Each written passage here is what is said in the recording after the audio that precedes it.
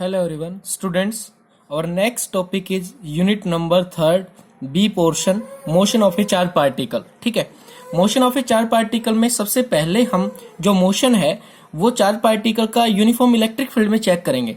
तो motion of A charge particle in uniform electric field. ठीक है, तो सबसे पहले अगर बात करें कि कंसिडर ए चार्ज पार्टिकल, हम कोई चार्ज पार्टिकल कंसिडर कर लेते हैं प्लस क्यू, एक चार्ज पार्टिकल कंसिडर कर लिया. ठीक है, हैविंग m मास, और m क्या है, इसका मास है, और ये क्या कर रहा है कि v वेलोसिटी से मूव कर रहा है. v इनिशियल वेलोसिटी से क्या कर रहा है, v वेलोसिटी से मूव कर रहा है. ठीक है, okay.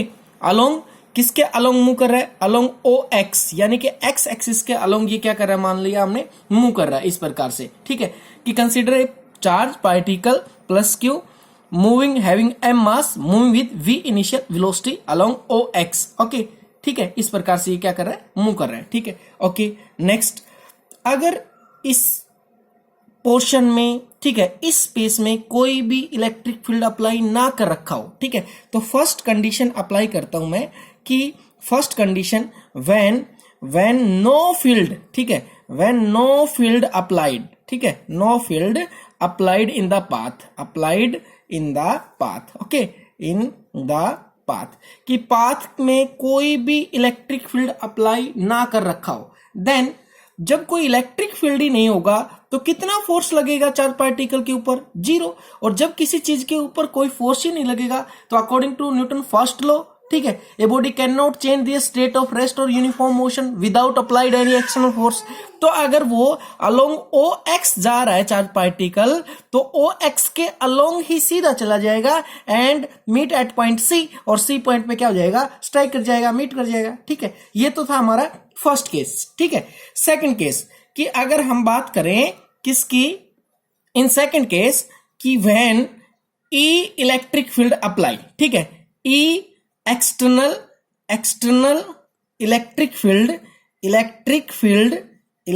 Field is applied, okay, is applied, कि अब की बार हमने क्या कर दिया, E इलेक्ट्रिक फील्ड अप्लाई कर दिया. ठीक है, perpendicular direction of motion of the charge particle. किस प्रकार से, इस प्रकार से हमने इलेक्ट्रिक फील्ड अप्लाई कर दिया बच्चों. इस प्रकार से यूनिफॉर्म इलेक्ट्रिक फील्ड है और परपेंडिकुलर डायरेक्शन में मैंने क्या कर दिया, इसके इस प्रकार से अप्लाई कर दिया मोशन ऑफ चार्ज पार्टिकल की. ठीक है, तो यानी कि इलेक्ट्रिक फील्ड की डायरेक्शन ये है, इसका मतलब यहां क्या है, पॉजिटिव चार्ज. ठीक है, और यहां क्या है, नेगेटिव चार्ज. क्यों, क्योंकि इलेक्ट्रिक फील्ड की डायरेक्शन क्या होती है, पॉजिटिव टू नेगेटिव. ठीक है, अब चार्ज पार्टिकल इलेक्ट्रिक फील्ड में हमने रख दिया तो चार्ज पार्टिकल के ऊपर क्या लगेगा, फोर्स लगेगा. वो फोर्स किसके बराबर होगा, F is equal to q E, तो यानी कि इतना फोर्स लगेगा. ठीक है, F is equal to q E, electric field में चार्ज पार्टिकल के ऊपर कितना फोर्स लगता है, F is equal to q E. अगर इतना फोर्स लग रहा है तो एक्सेलरेशन क्या होगा, तो हमें पता है F is equal to ma होता है. तो एक्सेलरेशन कैसे निकालेंगे, force per unit mass, force per unit mass. इस प्रकार से हम क्या निकाल सकते हैं, एक्सेलरेशन. तो यानी कि एक्सेलरेशन हमारा हो कितना जाएगा, फोर्स किसके बराबर है, क्यू ई के इक्वल है, और डिवाइड में क्या है, m. तो हमारे पास एक्सेलरेशन की वैल्यू कितनी आ गई, क्यू ई बाई एम. यानी कि चार्ज पार्टिकल में ये एक्सेलरेशन होगा, और ये एक्सेलरेशन क्या होगा, अलोंग वाई एक्सिस होगा. क्या होगा, वाई एक्सिस. क्यों होएगा ये वाई एक्सिस, क्यों, क्योंकि इलेक्ट्रिक फील्ड की डायरेक्शन में फोर्स लगेगा, और इलेक्ट्रिक फील्ड की डायरेक्शन अलोंग क्या है, वाई एक्सिस है. ओके, तो यानी कि अपवर्ड डायरेक्शन में इस पे क्या लगेगा, फोर्स लगेगा. यहां तक क्लियर है बच्चों. तो यहां पे एक्सेलरेशन अलोंग वाई एक्सिस, इस प्रकार से मैंने रिप्रेजेंटेशन इसको दे दी. ठीक है, नेक्स्ट देखिए, अब चार्ज पार्टिकल के ऊपर देखिए कि चार्ज पार्टिकल के साथ इसका जो मोशन है चार्ज पार्टिकल का, यह अलोंग एक्स एक्सिस भी हो गया, और इलेक्ट्रिक फील्ड अप्लाई करने से अलोंग वाई एक्सिस भी हो जाएगा, क्योंकि इसके ऊपर क्या लगेगा, फोर्स लगेगा. ठीक है, और वो फोर्स इसको किस डायरेक्शन में ले जाएगा, वो फोर्स इसको इस प्रकार से वाई डायरेक्शन में ले जाएगा, अपवर्ड. तो यानी कि यह एक्स एक्सिस के अलोंग तो क्यों जाएगा बच्चों, वो इसलिए जाएगा क्योंकि हमने इनिशियल वेलोसिटी दी थी इसको v. ठीक है, और y एक्सिस के अलोंग क्यों जाएगा, क्योंकि अप्लाइड इलेक्ट्रिक फील्ड के कारण इस पे क्या लगा है, फोर्स लगा है. तो हम इसके मोशन चेक करेंगे कि मोशन अलोंग एक्स एक्सिस, तो एक्स एक्सिस के अलोंग जो इसका डिस्प्लेसमेंट होगा, उसके लिए हमारे पास इक्वेशन है s is equal to u x t plus half a x t का स्क्वायर. ठीक है, और ये जो एस है ये भी क्या हो जाएगा, अलोंग ओरिजेंटल डायरेक्शन की निकाल रहे हैं, एक्स एक्सिस के अलोंग निकाल रहे हैं, तो x is equal to u x t plus में हाफ ए एक्स टी का क्या हो जाएगा, स्क्वायर, यानी कि ये मोशन आ गया हमारे पास अलोंग एक्स एक्सिस। ठीक है, ओके। तो अगर बात की जाए कि यू एक्स क्या है, यू एक्स तो ये होता है initial velocity along x axis. तो क्या initial velocity along x axis थी हमारी, तो बिल्कुल थी, ये रही। ठीक है, ये क्या है, v, तो यानी कि u जो n है हमारा वो क्या, यू एक्स है वो किसके बराबर हो जाए, वो v के बराबर हो जाएगा। ठीक है, उसके बाद है कि ए एक्स क्या है, एक्सेलरेशन अलोंग एक्स एक्सिस। तो एक्सेलरेशन अलोंग एक्स एक्सिस है क्या, नहीं है, क्यों, क्योंकि अलोंग एक्स एक्सिस कोई फोर्स नहीं लग रहा, और जब तक कोई फोर्स नहीं लगेगा क्या लगेगा, एक्सेलरेशन जीरो होगा बिल्कुल। तो हमने ये क्लियर कर दिया था कि जब कोई फील्ड अप्लाई नहीं होता है तो फोर्स कितना होता है, जीरो होता है, और चार्ज पार्टिकल जिस डायरेक्शन में जा रहा है उसी डायरेक्शन में जाएगा, तो एक्सीलरेशन कितना होगा, जीरो होगा। ठीक है, तो ये वैल्यू अगर यहाँ पे जीरो रख देते हैं तो x की जो वैल्यू आएगी हमारे पास, x इज इक्वल टू वो किसके बराबर आ जाएगा, vt के बराबर आ जाएगा, किसके बराबर, vt। और यहां से अगर टाइम पीरियड की वैल्यू हम निकाल ले तो टाइम पीरियड की वैल्यू जो आ जाएगी वो आ जाएगी हमारी x बाई वी, क्या आ जाएगी, x बाई वी, इस प्रकार से। ठीक है, ओके। सेकेंड केस में हम निकालेंगे मोशन अलोंग y एक्सिस। ठीक है, तो मोशन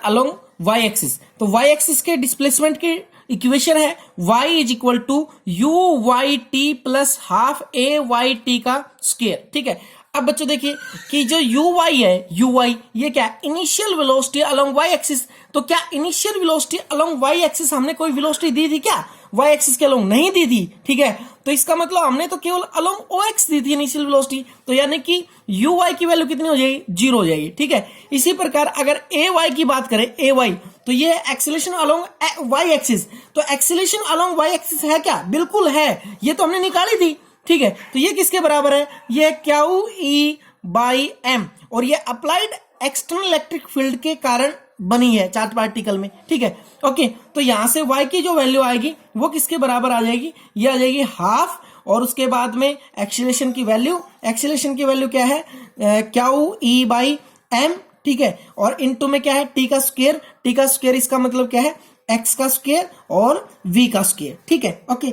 अगर इस क्वांटिटी की बात की जाए तो y is equal to 1/2 q E m v square, ये सभी क्या है, कांस्टेंट क्वांटिटी हैं। ठीक है, तो क्या है ये, कांस्टेंट, तो इसको अगर कांस्टेंट k लिख दिया जाए तो x स्क्वायर, तो यानी कि y इज इक्वल टू के एक्स स्क्वायर। ठीक है, और बच्चों +1 में आपने पढ़ा था it is equation of A parabola. ठीक है ना, पैराबोला कि ये किसकी इक्वेशन है, पैराबोला की इक्वेशन है। इसका मतलब क्या है कि अगर चार्ज पार्टिकल किसी परपेंडिकुलर इलेक्ट्रिक फील्ड में किसी इनिशियल वेलोसिटी से मूव करेगा तो क्या हो जाएगा, it move in A parabolic path. ठीक है, तो वो स्ट्रेट ना जाके एक पैराबोलिक पाथ में क्या करेगा, ट्रेवल करेगा। ठीक है, या फिर चार्ज पार्टिकल के साथ एक इलेक्ट्रिक फील्ड अप्लाई कर देंगे परपेंडिकुलर डायरेक्शन में तो वो क्या एक पैराबोलिक पाथ में क्या करेगा, मूव करेगा, क्योंकि रिजल्टेंट हमें क्या मिला है, पैराबोलिक इक्वेशन मिली है। ठीक है, अब हम कर रहे हैं इसके स्पेशल केस। ओके बच्चों,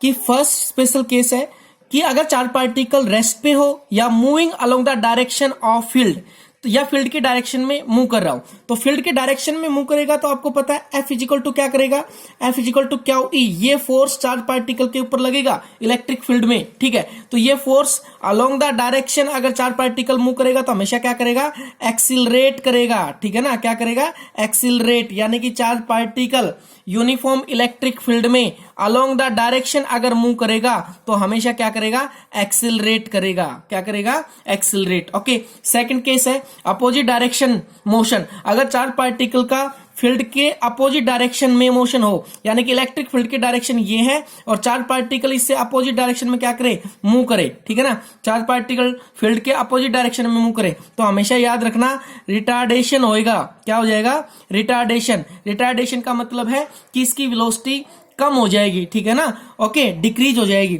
और थर्ड केस है कि अगर चार्ज पार्टिकल क्या करे, परपेंडिकुलर डायरेक्शन ऑफ फील्ड, ठीक है ना, परपेंडिकुलर डायरेक्शन ऑफ फील्ड में क्या करे, मूव करे। तो इस केस में हमने अभी किया है कि it move in A parabolic path. ठीक है ना, पैराबोलिक पाथ, कि इसका जो मोशन होगा वो कैसा होगा, पैराबोलिक पाथ होगा। तो बच्चों इस टॉपिक से रिलेटेड आपने सभी क्वेश्चंस को सोल्व करना है और इस डेरिवेशन को अच्छे से निकाल के देखना है, ठीक है। Okay, thank you.